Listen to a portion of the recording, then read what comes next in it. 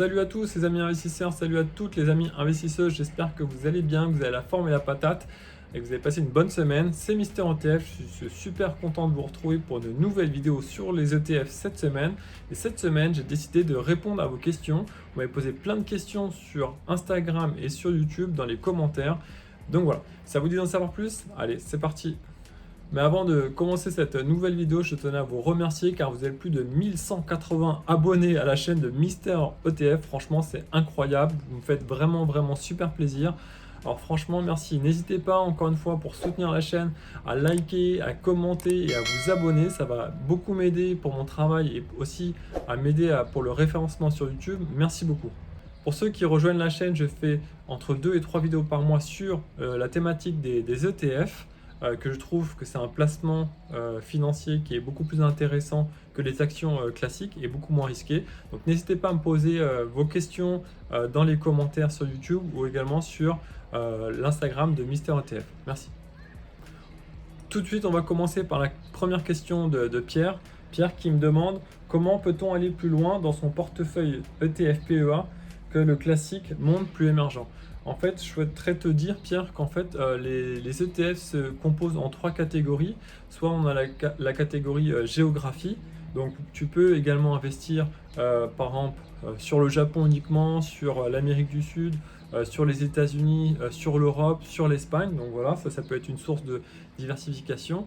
Tu as des ETF liés uniquement au marché, donc par exemple CAC 40, S&P 500 et autres. Et également, tu as des ETF qui sont thématiques. Si par exemple il y a une thématique qui te tient à cœur, par exemple tout ce qui est énergie renouvelable ou tout ce qui est pétrole et gaz, tout ce qui est lié à l'immobilier également. Donc ça, tu vas pouvoir investir dedans avec des ETF. Donc voilà, ça va te permettre de sortir de ton portefeuille classique ETF monde plus émergent. Alors on va passer à la deuxième question qui est celle de Nico. Nico qui me dit « Salut, je suis ta chaîne depuis peu et j'aimerais avoir ton avis sur la location de mon portefeuille d'ETF. Qu'en penses-tu? C'est dans l'idée de le conserver et de le gonfler en DCA. Merci d'avance. » Donc DCA, c'est Dollar Cost Average. Et on va aller voir ensemble le portefeuille de Nico. Alors encore une fois, ce n'est que mon avis, donc ça ne regarde que moi et je ne suis pas là pour donner des conseils d'investissement, mais vraiment le but de la chaîne, c'est vous faire découvrir qu'il y a d'autres classes d'actifs que des actions qui existent sur le marché. Et les ETF sont pour moi une bonne classe d'actifs qui est assez diversifiée et moins risquée que les actions. Donc si maintenant on regarde le portefeuille d'ETF de Nico, qui est vraiment très bien, on voit que voilà, il a 50% de son portefeuille qui est sur le S&P 500. C'est vraiment très bien, c'est un ETF qui a bien performé ces dernières années. Il y a une allocation également Europe avec l'ETF MSCI Europe. Il a aussi du Nasdaq. Par contre, ce que je ne comprends pas dans son portefeuille, Nico, c'est qu'il a à la fois un ETF MSCI Asia, donc sur le marché asiatique, et aussi sur les pays émergents. Et en fait, quand on compare ces deux ETF sur asiatique et marché émergent, on voit que les performances sont quasiment similaires. Donc je vous ai mis le graphe avec Boursorama sur ces deux ETF. Donc voilà, si je devais changer un truc, c'était peut-être, je vais repasser à la slide d'avant, mais peut-être combiner ces deux ETF en un et peut-être également jouer sur une thématique sectorielle comme par exemple la robotique ou autre. Il y a plein d'exemples sur la chaîne de Mister ETF. Encore une fois, la stratégie de Nicolas qui a été d'investir dans les ETF est plutôt gagnante. Comme vous pouvez voir dans son commentaire, il avait en juin un PRU juste au-dessus de 0, sachant que le CAC 40 avait fait entre moins 12 et moins 15% en juin. Donc voilà, comme il a investi dans les ETF et ce sont des paquets d'actions, il a été moins assujetti aux variations comme peut avoir le marché action en ce moment. La troisième question nous vient de Régis. Bonjour Mister, merci d'avoir pris le soin de me répondre. Pour le moment, je n'ai que des ETF capitalisants, donc avec des dividendes capitalisants, et je suis sceptique sur les dividendes, principalement à la raison de la chute du titre une fois les dividendes versés. mais je n'exclus pas d'en prendre si un expert m'explique le mécanisme avec des données. Donc, juste pour répondre à Régis, j'ai simplement pris un exemple avec l'ETF Lixor Stock Europe Select Dividend 30. C'est un ETF en fait qui va distribuer des dividendes chaque trimestre. Et on peut voir que en fait, ça impacte pas trop la performance de l'ETF, en tout cas pour cet ETF-là. Et on voit que le cours de l'ETF reste plutôt stable et n'est pas trop impacté lorsqu'il y a le détachement de dividendes. Alors peut-être que sur cet ETF, c'est un peu spécifique, puisqu'il y a un ETF, il y a un dividende tous les deux fois par an. Mais en tout cas, voilà, j'invite Régis à faire cette analyse et à regarder vraiment le cours de l'ETF et aussi le détachement du dividende pour voir s'il y a une variation. On va passer à la question suivante qui est celle de Marc. Bonsoir, pourquoi tu ne nous montrerais pas ton propre portefeuille pour nous donner une idée de ta stratégie d'ETF, je suppose? Alors, c'est une bonne question, c'est vrai qu'on me l'a posé énormément de fois cette question, mais encore une fois, je veux influencer personne dans cette chaîne. Voilà, mon but, c'est pas vous faire devenir millionnaire ou d'appliquer une stratégie bêtement, de faire un copier-coller de mes portefeuilles. Voilà, j'ai pas envie d'endosser cette responsabilité-là. Donc, chacun a ses stratégies d'investissement sur ses ETF, que ce soit encore une fois sectoriel, marché ou thématique. Donc, voilà, simplement, je ne partage pas ma stratégie pour pas influencer, pour pas vous influencer. Peut-être que je pourrais prochainement vous partager les performances que j'ai sur mon portefeuille. Ça peut être quelque chose que, pourquoi pas, je pourrais partager. Alors, la prochaine question, c'est celle de Thomas. Quelle répartition géographique avoir? Alors, encore une fois, Thomas, tu fais ce que tu veux sur tes investissements. Tu peux investir sur les US, l'Europe, l'Inde, la Chine, le marché asiatique, etc. Donc ça, c'est vraiment, tu fais vraiment ce que tu veux. Faut peut-être se tenir un peu au courant de ce qui se passe. On avait parlé d'un déconfinement en Chine, donc il y a peut-être une reprise de l'activité économique. Il y a un ralentissement en Europe. On a vu lors de la dernière vidéo de Mister ETF que l'Inde, l'ETF Inde, performe très bien aussi dernièrement. Donc voilà, il faut toujours un peu écouter ce qui se passe sur les marchés et peut-être investir du coup dans le pays concerné. Mais après, voilà, encore une fois, c'est très, très personnel. De temps en temps également, je partage ce genre de graphique pour vous montrer un peu les performances des différentes régions depuis le début de l'année et aussi comparé au mois dernier. Et ça peut vous donner aussi des idées d'investissement si vous voulez investir sur les marchés émergents ou par exemple sur le Japon ou autre. Alors la prochaine vidéo est celle de Solinda.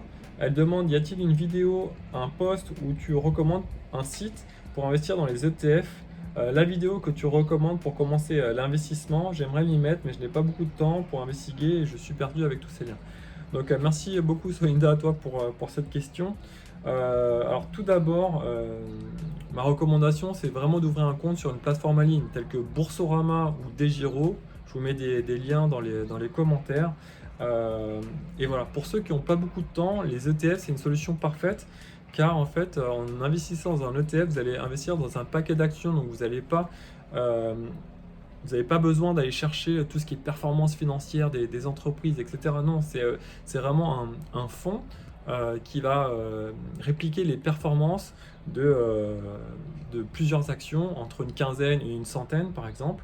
Ça dépend les ETF. Et comme ça, en fait, c'est vraiment un investissement sans prise de tête avec des frais qui sont vraiment très, très faibles. Et après, concernant le type d'investissement, encore une fois, comme tout le monde, c'est suivant ce que Solinda souhaiterait, donc investir soit dans un marché particulier, une zone géographique particulière ou un secteur, par exemple comme la transition énergétique, ça peut être un secteur où Solinda pourrait investir. La prochaine question qui est très pertinente nous vient de Nico. Nico demande, investissement en long terme, doit-on surveiller et vendre les ETF si grosse baisse ou tenir? Alors, déjà, je dirais que, encore une fois, c'est très personnel. Il faut dire, Nico, pourquoi tu investis dans cet ETF particulièrement à cet instant donné. Pourquoi tu pensais avoir fait le bon choix. quelle est ta stratégie d'investissement sur cet ETF. Si par exemple tu prends au secteur automobile, parce qu'en fait voilà, il va y avoir l'électrification du secteur automobile, mais malheureusement avec la pénurie des semi-conducteurs, on voit que l'ETF a une mauvaise performance. Oui, tu peux réinvestir dessus si tu es convaincu que en fait c'est un ETF sur lequel il faut investir. Pareil pour tout ce qui est transition énergétique ou tout ce qui est clean energy. Il y a une performance moins bonne ces dernières semaines. Donc si tu es convaincu sur cet ETF, bah, je t'invite effectivement à renforcer ta position. Après, investissement long terme, moi je suis pas investisseur long terme, je suis plutôt sur le moyen terme pour certains ETF. Et ça, je pourrais revenir dans une autre vidéo. La question aussi super sympa de Gabriel. Salut, est-ce rentable d'investir en DCA tous les trimestres, donc 4 fois par an, ou alors c'est mieux d'investir tous les mois? C'est pour éviter les frais de transaction de 3 euros chez un Interactive Broker sur un ETF. Alors, déjà, donc investir en DCA, c'est super. Donc ça veut dire Dollar Cost Average. C'est que vous allez investir la même somme avec une même fréquence. Donc ça peut être chaque mois ou chaque trimestre ou chaque 2 mois ou chaque 2 semaines, etc. Vous investissez la même somme sur un même actif, donc sur un même ETF, pour lisser les risques de variation de cet ETF. Concernant la question de Gabriel, moi je recommanderais, en termes de statistiques, tu as moins de risques, ou en tout cas en termes de performance, d'investir chaque mois sur un actif, sur un ETF, que d'investir 4 fois par an.